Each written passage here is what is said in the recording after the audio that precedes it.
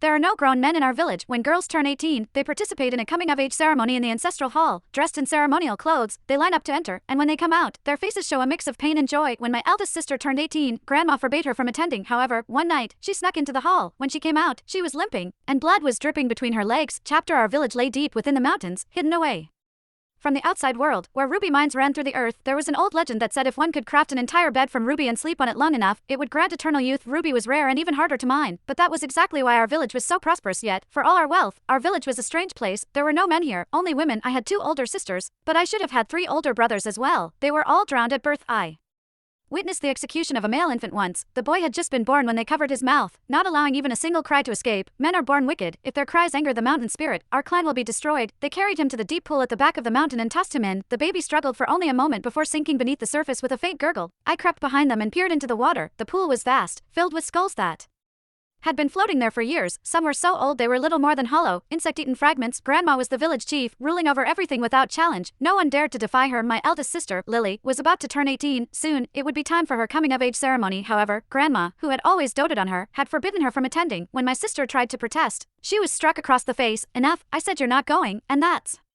final.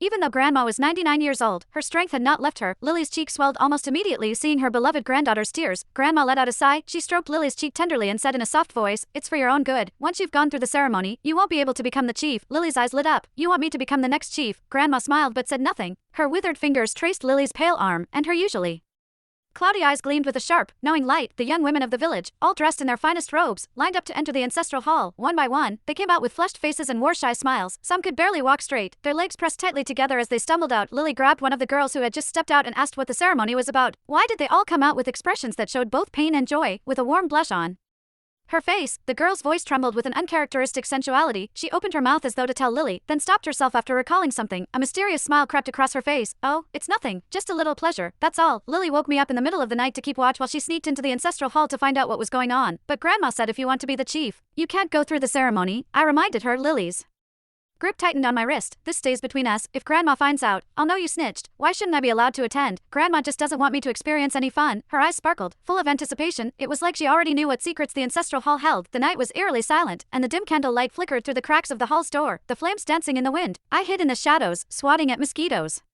The sharp slaps echoed in the stillness. Something was not right. Noises seemed to be coming from inside the hall. I heard soft sobbing too. It was Lily. "Lily, are you okay?" I thought something had happened to her, so I pushed the door to go in, only to find that she had locked it from the inside. "I am fine."